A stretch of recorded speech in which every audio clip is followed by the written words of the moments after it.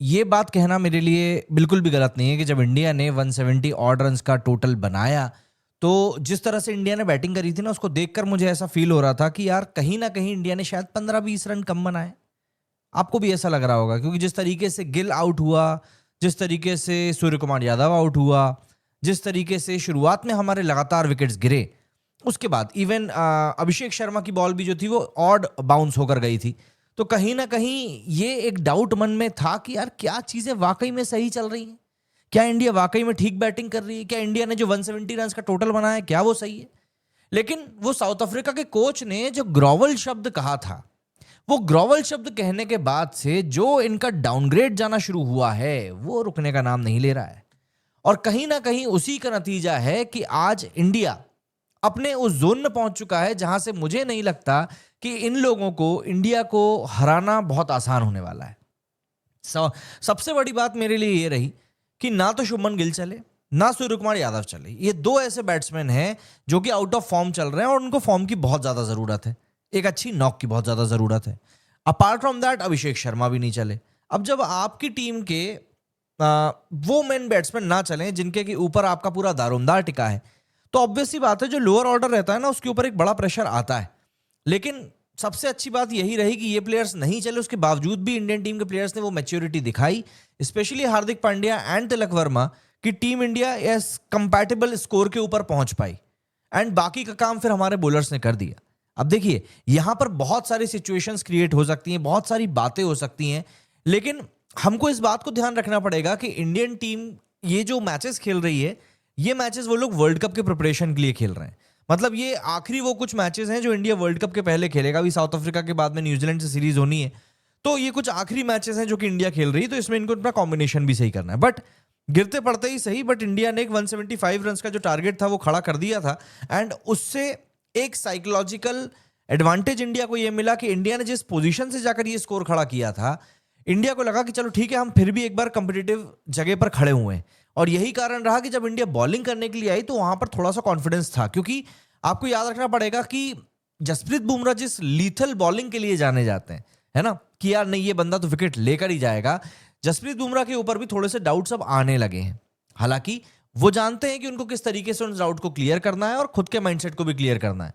यही कारण रहा कि बंदे ने जिस तरीके से विकेट्स लिए और हमारी टीम ने जिस तरीके से एज अ यूनिट बॉलिंग करी, आपको समझ में आएगा कि आखिर क्यों इतने सवाल खड़े किए जा रहे थे जब यही इंडियन टीम कहां बॉलिंग कर रही थी, अभी साउथ अफ्रीका के खिलाफ ओडीआईज में। मतलब आप देखिए, आपने एक बार अपने अच्छे बॉलर्स को यहां पर खिलाया और आपको सडनली ये चीज फील होने लगेगी कि नहीं यार, इस टीम की बॉलिंग में तो दम है। आज की अगर हम लोग बात करें तो अर्शदीप, बुमराह, वरुण चक्रवर्ती और अक्षर पटेल, इन चारों ने मिलकर दो दो विकेट लिए हैं। इसके अलावा हार्दिक पांड्या और शिवम दुबे, इन दोनों ने भी एक एक विकेट निकाला है। मतलब सारे बॉलर्स ने यहां पर चिप इन किया। और अभी हम लोग ओडीआईस में देख रहे थे, जब हर्षित राणा और प्रसिद्ध कृष्णा हमारी टीम का हिस्सा थे, तब टीम क्या तो स्ट्रगल कर रही थी, अपने घर में ही कुत्तों समान पिट रहे थे ये लोग।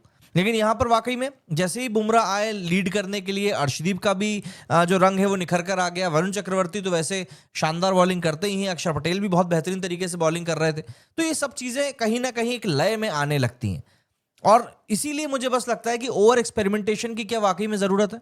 अगर आप एक अच्छी बॉलिंग यूनिट आपके पास में है और आप उनको अपना बेस्ट देने के लिए बोल सकते हो, तो कहीं ना कहीं यार आप उनको दो वो चीज करने के लिए। क्योंकि अगर आप नहीं दे रहे हो तो फिर यार क्या ना, सिचुएशन वैसी बच नहीं पा रही है जैसी आप बचाना चाह रहे हो। अब यहां पर अगर मैं एक एक करके पहले बात करूं, इंडिया की पहले इनिंग की बात करते हैं। इंडिया ने पहले बैटिंग करी थी, ओपन करने के लिए आए थे अभिषेक शर्मा और शुभमन गिल। शुभमन गिल यहां पर संजू सैमसन नहीं खेल रहे हैं, उसकी जगह पर शुभमन गिल को खिलाया जा रहा है क्योंकि उनको खिलाना जरूरी है। ऐसा लगता है कि जब पुराने जमाने में लड़कियां आया करती थी अपने मायके से विदा होकर ससुराल, तो वो अपने साथ किसी ना किसी को लेकर आती थी। तो यहाँ पर शुभमन गिल वही बन गए हैं टीम का, कि टीम कहीं भी खेलेगी, अगर गिल फिट है तो उसको खेलना ही खेलना है। एंड 2 बॉलों के ऊपर बंदा 4 रन बनाकर आउट हुआ है। और मुझे ये कहने में बिल्कुल भी बुरा नहीं लग रहा है कि ये बंदा जिस तरीके की बैटिंग कर रहा है ना, सबसे ज्यादा डाउट तो मुझे इसी के ऊपर हो रहा है कि क्या ये, चलो अगले साल का T20 वर्ल्ड कप तो ठीक है, लेकिन क्या ये बंदा 2027 वर्ल्ड कप तक अपनी जगह बचा पाएगा? जो हम लोग रोहित और कोहली की बहुत बार बातें करते हैं कि यार क्या होगा क्या नहीं होगा, बट गिल ने लास्ट 10 इनिंग्स में जिस तरीके का गेम दिखाया है, उसको देखकर ना ऐसा लगता है कि यार गिल के ऊपर अब वाकई में केस होना चाहिए कि भैया आखिर तुम्हारा जो फॉर्म है वो कहाँ चला गया है। चलो हम जरा 4-5 लोगों को इकट्ठा करते हैं और बोलते हैं सबको कि चलो इसका फॉर्म ढूंढने के लिए जाना है, क्योंकि आपका जो फॉर्म है वो मिलने का नाम ही नहीं ले रहा है, पता नहीं कहां जाके छुप गया। तो अगर 4-5-6 लोग मिलकर आपका फॉर्म ढूंढ सकते हैं तो फिर आपको मदद हम कर रहे हैं ना। लेकिन यहां पर बस वही बात आ जाती है कि आप जब तक गंभीर भाई साहब हैं तब तक आप इस बारे में नहीं सोच सकते कि किस खिलाड़ी को आपको बाहर करना है, क्योंकि कुछ खिलाड़ी हैं जिनको कि ये बिल्कुल इस तरीके से खिला के बैठा के खिला रहे हैं अपनी टीम में कि आपको खुद ही समझ में नहीं आएगा कि यार ये लोग कर क्या रहे हैं।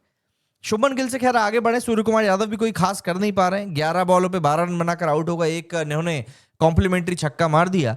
और सूर्य कुमार यादव की हालत भी कोई बहुत अच्छी नहीं है, बंदा एक लंबे समय से स्ट्रगल कर रहा है और ये जो स्ट्रगल है ये खत्म होने का नाम नहीं ले रही है। पता नहीं कब ये स्ट्रगल खत्म होगी और कब हम लोग एक ऐसे कप्तान को देख पाएंगे जिस कप्तान को हम लोग वाकई में देखना चाह रहे हैं।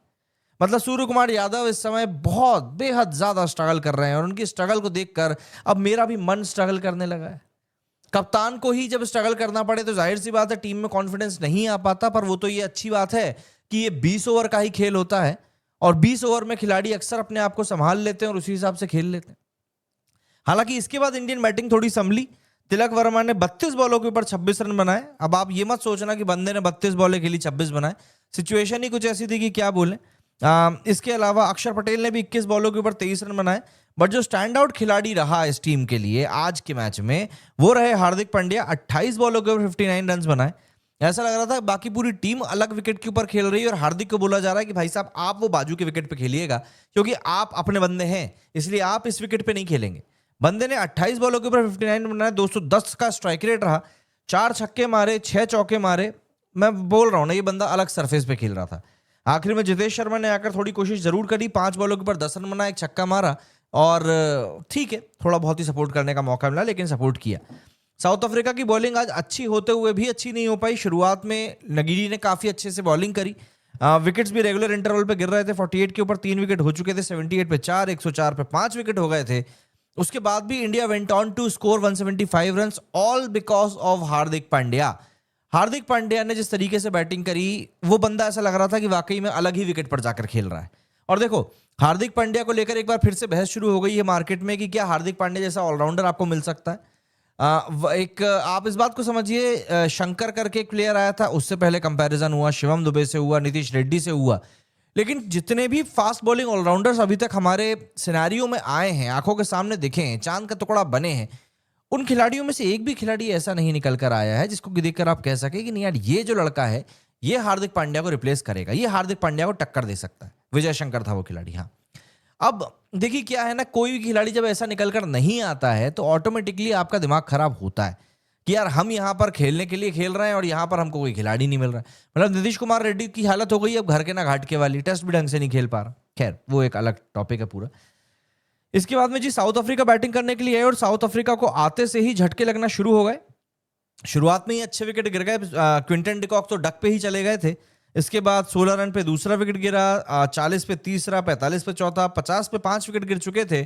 उस हिसाब से 74 के ऊपर ऑल आउट होना ठीक है और ये साउथ अफ्रीका का अब तक का सबसे लोएस्ट स्कोर है, ये भी मैं आपको बता दूं।